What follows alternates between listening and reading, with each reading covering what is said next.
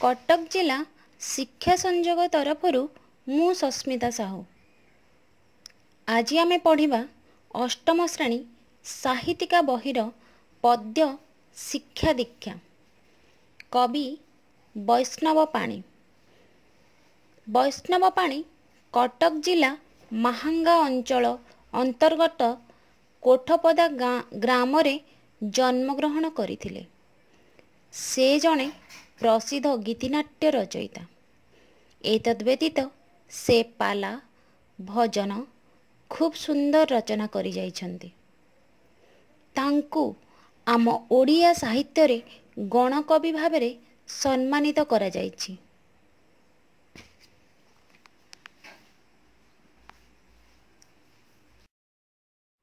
तांकर अनेक रचना मध्यरु मेघनादवध, रंगसभा, कीर्तवीर्य, संहार, प्रह्लाद चरित, राम वनवास, कर्णवध, दक्षयज्ञ आदि अन्यतम सृष्टि।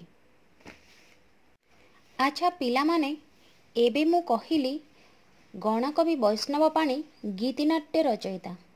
गीतिनाट्य कहिले जेउ नाटक को गीत आकार रे उपस्थापन करा जाय थाए ताहाकू गीतिनाट्य कुहा जाय। नाटक को जेते बेले गीत आकार रे उपस्थापन करा जाय थाए ताहा बेस लोक आदृत होय थाए। उक्त कविता शिक्षा दीक्षा गीतिनाट्य राम वनवास रो अंश विशेष। पिला माने वर्तमान आमे कविताटी को आवृत्ति करिबा कि? जदि तुमको क्लिप देखा जाओ नाही ताहले बही को काढ़ी नियो। देखो, शिक्षा कर पितृभक्ति, दीक्षा कर एही नीति, भिक्षा कर पछे सत्य बाट न छाड़। भाई रे स्नेह केमंते देखिल कह, वृथा अहंकारे नरे आउ न पड़। सीता ठारू पतिव्रता शिक्षा कर एही कथा, शिखाई महिला गण सुजस लोड़। पुत्रे पिता स्नेह केड़े, पुत्र बिना प्राण छाड़े, भांगी के पारिब गुढ़ स्नेहर बाड़। देवता होइले सुदा न छाड़ई विघ्न बाधा, जेते सावधान गले खसई गोड़। पीड़ना मनरु केबे जड़ी माया मोह लोभे, सबु सुख मिले चित्त करिले दृढ़।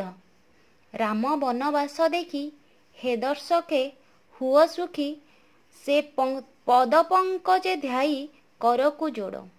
मूढ़ वैष्णव आस करिछि हेबाकु दास, जाजगे जिणिला हनु सुवर्णगढ़।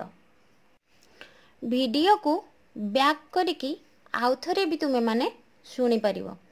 सेथिरु किछि कठिन शब्द तार अर्थ मु लेखिछि, ताहा तुमे माने देखि नियो। वीडियो को पॉज करी खातारे भी लेखि नियो। उक्त कविताटी रे श्री रामचंद्रंकर सत्यनिष्ठा, पितृभक्ति, भरत और लक्ष्मणंक भातृभक्ति, सीतांक पतिव्रता एक स्वर्गीय आदर्शपूर्ण संस्कृतिर उज्जवल दृष्टांत देखिबाकू मिले। पिला माने तुमे माने वर्तमान टेलीविजन रे रामायण रो टेलीकास्ट देखुथिबो निश्चिंत, किंतु सेई रामायण को आमे बहिर पृष्ठारे टिकिए देखि नेबा। आस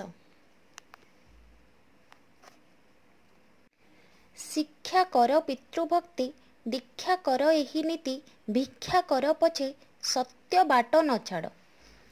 कौन हेइछि जेते बेले अयोध्यार राजा दशरथंकु माता कैकेयी तांको देइथिबा बर वचन अनुसारे मागी नेइथिले जे रामचंद्र 14 वर्ष वनवास जिबे, तांको पुत्र भरत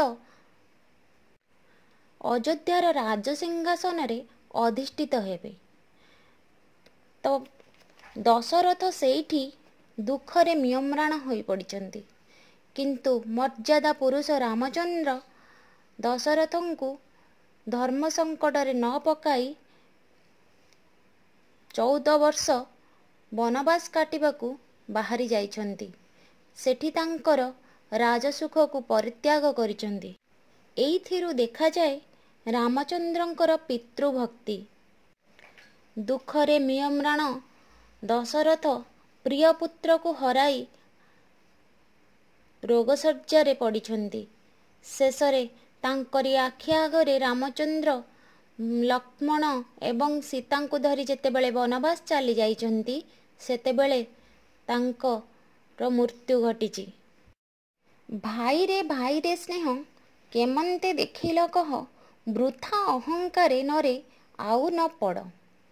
ଭାଇ ଲକ୍ଷ୍ମଣ, ନବବିବାହିତା ଲକ୍ଷ୍ମଣ ତାଙ୍କ ସ୍ତ୍ରୀଙ୍କୁ ଛାଡ଼ି, ରାଜସୁଖ ଛାଡ଼ି ଭାଇଙ୍କ ପଛରେ ତାଙ୍କର କର୍ତ୍ତବ୍ୟ କରିବାକୁ 14 ବର୍ଷ ସାଥୀ ହୋଇ ସାଙ୍ଗରେ ବାହାରି ପଡ଼ିଛନ୍ତି। ପିତାଙ୍କ ମୃତ୍ୟୁ ଖବର, ରାମ ଲକ୍ଷ୍ମଣଙ୍କର ବନବାସ ଗମନ, ଏସବୁ ଶୁଣି ଭରତ ସେ ସମୟରେ ତାଙ୍କ ମାମୁଁ ଘରେ ଥିବା ଅବସ୍ଥାରେ ଫେରି ଆସିଛନ୍ତି। ସେଠି ଆସି ଦେଖିଛନ୍ତି ମାତା କୈକେୟୀଙ୍କୁ ଭର୍ତ୍ସନା କରିଛନ୍ତି ଏବଂ ଦୌଡ଼ି ଯାଇଛନ୍ତି ପୁଣି ସେଇ ବନକୁ, ଯେଉଁଠି ରାମ, ସୀତା ଓ ଲକ୍ଷ୍ମଣ ଅଛନ୍ତି। ଚିତ୍ରକୂଟରେ ପହଞ୍ଚି ଭରତ ରାମଙ୍କୁ ଅନୁନୟ ହୋଇ କହିଛନ୍ତି, ଭାଇ ତୁମେ ଅଯୋଧ୍ୟା ଫେରିଚାଲ, କିନ୍ତୁ ପିତୃ ସତ୍ୟ ପାଳନ ପାଇଁ 14 ବର୍ଷ ବନବାସ କାଟିବାର ଥିଲା ତାଙ୍କୁ। ସେଇଠି ଭରତ ତାଙ୍କର 2ଟି ଯାକ ପାଦୁକା ମାଗି ଆଣିଛନ୍ତି। ଯାହାଫଳରେ କ'ଣ ହେଇଛି ନା, ସେଇ ପାଦୁକାକୁ ରାଜସିଂହାସନରେ ରଖି ଭରତ ଅଯୋଧ୍ୟାର ଶେଷରେ ରାମ ଯେପରି ବନବାସ କାଟିଲା ପରି ରହିଛନ୍ତି କୁଡ଼ିଆଟିଏ କରି। ମୋ ଭାଇ ଯଦି ବନରେ ଦୁଃଖ କଷ୍ଟ ଭୋଗ କରୁଛି, ମୁଁ ଏଠି ରାଜସିଂହାସନ କେମିତି ଉପଭୋଗ କରିବି? ଏହିସବୁ କଥାରୁ ଜଣାପଡ଼େ ଭାଇ ଭାଇର ସ୍ନେହ। ନା ଅହଙ୍କାର, ନା ପ୍ରତିବାଦ, ନା ମୋର ତୋର, ଏସବୁ କିଛି ବି ନାହିଁ। ସୀତାଠାରୁ ପତିବ୍ରତା ଶିକ୍ଷା କର, ଏହି କଥା ଶିଖାଇ ମହିଳା ଗଣେ ସୁଯଶ ଲୋଡ଼। ସୀତା ଜନକପୁରୀ ପରି ବିରାଟ ରାଜ୍ୟର ରାଜକୁମାରୀ, ଯିଏକି ଭାବି ଅଯୋଧ୍ୟାର ରାଣୀ, ସବୁ ସୁଖ ଛାଡ଼ିଦେଇ ସ୍ୱାମୀଙ୍କ ପଦ ଅନୁସରଣ କରିଛନ୍ତି। ସ୍ୱାମୀଙ୍କ ସହିତ ଯିବା ପାଇଁ ନିଜର ସବୁ ରାଜସୁଖକୁ ବିସର୍ଜନ କରିଦେଇ ସାମାନ୍ୟ ବନବାସୀ ବେଶରେ ସ୍ୱାମୀଙ୍କ ସହିତ ବାହାରିଛନ୍ତି। ସୀତାଙ୍କ ପତିବ୍ରତା। ଏହିଥିରୁ କବି କହିଛନ୍ତି, ମହିଳାମାନେ ତୁମେମାନେ ଶିଖ କିପରି ସୀତାଙ୍କ ପତିବ୍ରତା, ସ୍ତ୍ରୀ ଅର୍ଦ୍ଧାଙ୍ଗିନୀ କିପରି ସ୍ୱାମୀଙ୍କର ଅଧା ଅଙ୍ଗ ସଦୃଶ ସୁଖ ଦୁଃଖ ସବୁକୁ ସମଭାଗରେ ବାଣ୍ଟି ନେଇଛନ୍ତି ମାତା ସୀତା। ବିରାଟ ଜଙ୍ଗଲରେ 14 ବର୍ଷ ସ୍ୱାମୀଙ୍କ ସହିତ କାଟିବା ପାଇଁ ସେ ବିନା ଦ୍ୱିଧାରେ ବାହାରି ଯାଇଛନ୍ତି। ଏହି ଅନୁରୂପ ରାମ ଲକ୍ଷ୍ମଣ ସୀତା ତିନିହେଁ ଜଙ୍ଗଲରେ ଏକ କୁଟୀର ତିଆରି କରି ରହୁଥିଲେ। ତ ଦିନେ କ'ଣ ହେଇଛି ନା, ରାମ ଲକ୍ଷ୍ମଣ ଯେତେବେଳେ ଫଳ ସଂଗ୍ରହ ନିମନ୍ତେ ଜଙ୍ଗଲକୁ ଚାଲି ଯାଇଛନ୍ତି, ସୀତା ଏକାକୀ ସେ କୁଡ଼ିଆରେ ରହିଥିବା ଅବସ୍ଥାରେ ଲଙ୍କାପତି, ଲଙ୍କାର ରାଜା ରାବଣ ଆସିଛି ଛଦ୍ମବେଶରେ ଭିକ୍ଷୁକ ସାଜି। ଯେତେବେଳେ ସେ ଭିକ୍ଷା ମାଗିଛି, ସୀତାଙ୍କୁ ଅପହରଣ କରି ବିରାଟ ସମୁଦ୍ର ପାରି ହୋଇ ପୁଷ୍ପକ ବିମାନରେ ତାକୁ ଲଙ୍କା ନେଇଯାଇଛି। ସେଥିପାଇଁ କବି କହିଛନ୍ତି, ଦେବତା ହୋଇଲେ ସୁଦ୍ଧା ନ ଛାଡ଼ଇ ବିଘ୍ନ ବାଧା, ଯେତେ ସାବଧାନ ଗଲେ ଖସଇ ଗୋଡ଼। ଦେବତା ପ୍ରଭୁ ରାମଚନ୍ଦ୍ର ସ୍ୱୟଂ ଭଗବାନ। ସେ ଚାହିଁଥିଲେ ବିଭିନ୍ନ ବାଧା ବିଘ୍ନକୁ କ୍ଷଣକେ ଆଡ଼େଇ ଦେଇ ପାରିଥାନ୍ତେ। କିନ୍ତୁ ମନୁଷ୍ୟ ରୂପୀ ପ୍ରଭୁ ସମାଜକୁ ଏକ ବାର୍ତ୍ତା ଦେଇଛନ୍ତି ଯେ ପୀଡ଼ନା ମନକୁ କେବେ ଜଡ଼ି ମାୟା ମୋହ ଲୋଭେ ସବୁ ସୁଖ ମିଳେ ଚିତ କରିଲେ ଦୃଢ଼। ତା ଅର୍ଥ ତମ ମନକୁ କେବେ ବି ବିଚଳିତ କରନି, ଦୃଢ଼ ରୁହ, ତେବେ ସୁଖ ସୁନିଶ୍ଚିତ ମିଳିବ। ମନକୁ ଦୃଢ଼ ରଖିଲେ ସଫଳର ସୋପାନରେ ନିଶ୍ଚୟ ପହଞ୍ଚିବ। ରାମ ଲକ୍ଷ୍ମଣ ଜଙ୍ଗଲ ସାରା ବୁଲୁଥିବା ଅବସ୍ଥାରେ ଆହତ ଜଟାୟୁକୁ ଭେଟିଛନ୍ତି, ଯିଏକି ସୀତାଙ୍କ ସନ୍ଧାନ ସମ୍ବନ୍ଧରେ ତାଙ୍କୁ ବାର୍ତ୍ତା ଦେଇଛି। କ'ଣ ନା, ଲଙ୍କାପତି ରାବଣ ଆକାଶ ମାର୍ଗରେ ସୀତାଙ୍କୁ ନେଇ ଲଙ୍କା ଚାଲି ଯାଇଛି। ଯେତେ ବିରୋଧ କଲେ ମଧ୍ୟ ସେ ତାକୁ ଆହତ ଅବସ୍ଥାରେ ଛାଡ଼ି ଦେଇ ଯାଇଛି।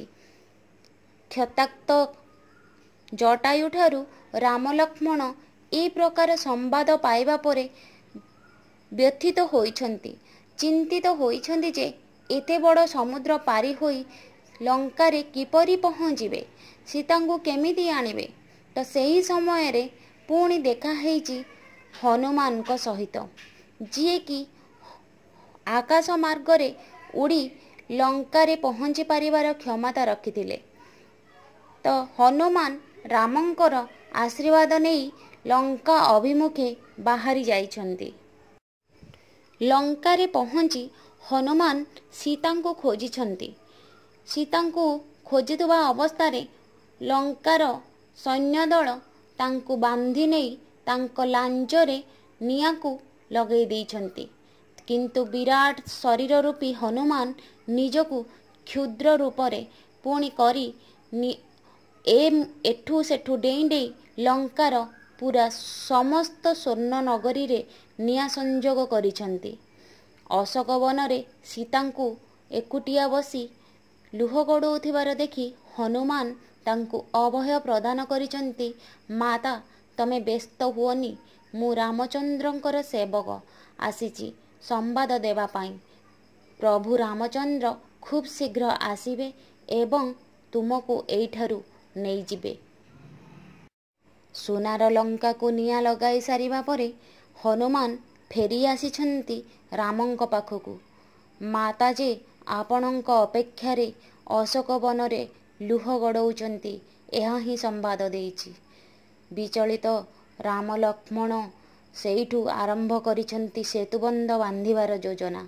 ରାମେଶ୍ୱରମ, ଭାରତର ଦକ୍ଷିଣରେ ଥିବା ରାମେଶ୍ୱରମ ଠାରୁ ସେତୁବନ୍ଧ ତିଆରି ହେଇଛି ଶ୍ରୀଲଙ୍କା ଯାଏଁ। ତ ସେହି ଲଙ୍କାକୁ ଯିବା ପାଇଁକା ପୁରା ବାନର ସେନାକୁ ଧରି ରାମଚନ୍ଦ୍ର ବାହାରିଛନ୍ତି ଯୁଦ୍ଧ ଅଭିମୁଖେ। ରାବଣ ଏବଂ ରାମର ଭୀଷଣ ଯୁଦ୍ଧ ଲାଗିଛି। ରାମଙ୍କର ରାବଣ ଦଶାନନ, 10ଟା ମୁଖଧାରୀ ରାବଣ ସହିତ ଘମାଘୋଟ ଯୁଦ୍ଧରେ ଶେଷରେ ରାମଙ୍କର ବା ସତ୍ୟର ଜୟ ହେଇଛି। ପାପୀ ଦୁରାଚାରୀ ରାବଣର ମୃତ୍ୟୁ ଘଟିଛି। ରାବଣର ମୃତ୍ୟୁ ପରେ ରାମଚନ୍ଦ୍ର ସୀତାଙ୍କୁ ଭେଟିଛନ୍ତି ଏବଂ ସେଠାରୁ ବିଜୟ ହୋଇ ପୁଣି ଅଯୋଧ୍ୟା ଅଭିମୁଖେ ହନୁମାନ ସହିତ ଫେରି ଆସିଛନ୍ତି। ସେଠି ଭେଟ ହୋଇଛନ୍ତି ଭରତ ଏବଂ ଶତ୍ରୁଘ୍ନ। ତ ସେଇ ଚାରି ଭାଇଯାକ ଏକାଠି ସୀତା ସହିତ ହନୁମାନ ସମସ୍ତେ ମିଶି ଅଯୋଧ୍ୟାରେ ଆସି ପହଞ୍ଚିଛନ୍ତି। ସେ ସମୟର ଆନନ୍ଦ ଉଲ୍ଲାସ କହିଲେ ନ ସରେ। ତାପରେ ରାମ ସୀତା ସିଂହାସନ ଆରୋହଣ କରିଛନ୍ତି ଏବଂ ସୁନ୍ଦର ସୁସ୍ଥ ଅଯୋଧ୍ୟା ଗଢ଼ି ଉଠିଛି, ହସି ଉଠିଛି। ତ ରାମାୟଣର ବାଣୀ ବହୁତ ଅନୁରୂପ। ରାମାୟଣର ବାଣୀ ଯିଏ ଶୁଣେ ସେଠି କାନ ନ ଡେରି ରହି ନପାରେ। ତ କବି କହିଛନ୍ତି, ରାମ ବନବାସ ଦେଖି ହେ ଦର୍ଶକେ ହୁଅ ସୁଖୀ, ସେ ପଦ ପଙ୍କଜେ ଧ୍ୟାଇ କରକୁ ଯୋଡ଼, ମୂଢ଼ ବୈଷ୍ଣବ ଆସ କରିଛି ହେବାକୁ ଦାସ, ଯାଯୋଗେ ଜିଣିଲା ହନୁ ସୁବର୍ଣ୍ଣଗଡ଼। ସୁବର୍ଣ୍ଣଗଡ଼, ଲଙ୍କା ସୁନାର ଗଡ଼, ଯାହାକୁ ହନୁ ବା ହନୁମାନ ଜିଣିପାରିଲା। ମୁଁ ମୂଢ଼ ନିର୍ବୋଧ ବୈଷ୍ଣବ ଆଶା କରିଛି ଏହାକୁ ଶୁଣି ମୁଁ ମଧ୍ୟ ତରିଯିବି। ତ ଏଇଥିରୁ କବି ନିଜକୁ ଧନ୍ୟ ମନେ କରିଛନ୍ତି। ଆଶା କବିତା ଶିକ୍ଷା ଦୀକ୍ଷା ମାଧ୍ୟମରେ ମୁଁ ଯେତିକି କହିଛି ସମସ୍ତଙ୍କୁ ଛୁଇଁ ପାରିଥିବ। ଏଇଠି ରହୁଛି। ଧନ୍ୟବାଦ। ସସ୍ମିତା ସାହୁ।